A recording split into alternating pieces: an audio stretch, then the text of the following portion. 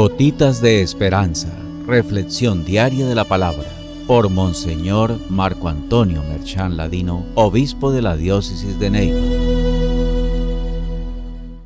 Muy buenos días. En este sábado, Jesús quiere hacernos conscientes de la necesidad de perseverar en la oración, como la viuda que suplicaba ante el juez inicuo. Hoy nos centramos en la cualidad más importante de la oración, que es la humildad. Dos ejemplos tenemos de oración: el fariseo, quien ora no delante de Dios, sino delante de su ego, que arrogantemente se cree muy bueno, seguro de su propia bondad y hasta con el derecho de condenar a los demás. Y el publicano, que al sentirse lejos de Dios y al no poder confiar en sí mismo y en su propia bondad que evidentemente no tiene, pues no le queda más que humildemente acusarse y pedir perdón. El texto quiere que identifiquemos las similitudes que tenemos con el fariseo en la vivencia de nuestra fe, para invitarnos a la conversión. El que se cree justo despreciará a los demás para poderse apreciar a sí mismo. Está tan lleno de sí que no le queda espacio para los otros, y mucho menos para Dios. Dos hombres subieron al templo a orar. Se refiere a los dos espíritus que se disputan en el corazón humano: el de hacer todo por protagonismo o el de hacerlo todo por amor. La intención es que descubramos cuál espíritu motiva nuestra oración y vida de fe. El primero de los dos es un fariseo, que significa separado, apartado y contrapuesto a los otros que no observaban la ley. El segundo, un publicano, cobrador de impuestos, considerado como el pecador más detestable. El fariseo ora en su interior, es decir, no está ante Dios, sino ante su propio yo, en un monólogo. Habla de sí y ora ante sí. Su oración es de autocomplacencia, se cree dueño de los dones que ha recibido y por eso se alaba en lugar de alabar a Dios, dador de todo don. Juzga a los demás como ladrones, injustos y adúlteros, sin darse cuenta que él también está robando, apropiándose de los dones que Dios le ha dado.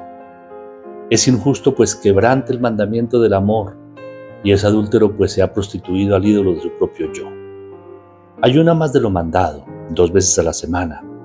Ayuna por los que no ayunan. Expía los pecados ajenos y da el diezmo de todo, por si de pronto alguno no lo ha pagado.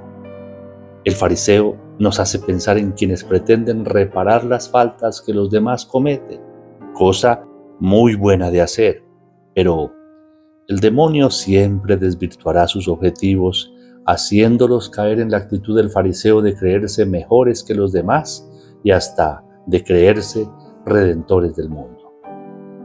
El publicano, en cambio, se mantiene lejos. Exteriormente muestra la distancia de Dios que interiormente siente.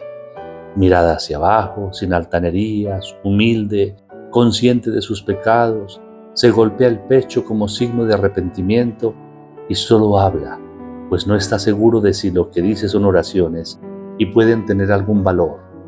Espera solo en Dios, y a Él se dirige lleno de humildad. Dios mío, ten compasión de mí, que soy un pecador. Una oración que tiene dos extremos: el reconocimiento de su miseria y la conciencia de estar ante la misericordia. No se ve simplemente como un pecador, sino como el mayor de todos, tanto que a su lado los demás son justos, a diferencia del fariseo que consideraba a los demás despreciables. Todo finaliza con el juicio solemne de Dios. Les digo que éste bajó a su casa reconciliado, y el otro no. Su fe humilde lo ha justificado, mientras al fariseo la arrogancia y la presunción de su propia bondad lo han condenado. Ojalá con humildad nos veamos reflejados. No olvidemos que el que se ensalza será humillado. Conversión. Conversión. Ese es nuestro único objetivo en esta Cuaresma y en nuestra vida cristiana. El Señor esté con ustedes, y la bendición de Dios Todopoderoso, Padre, Hijo y Espíritu Santo, descienda sobre ustedes y los acompañe siempre. Amén.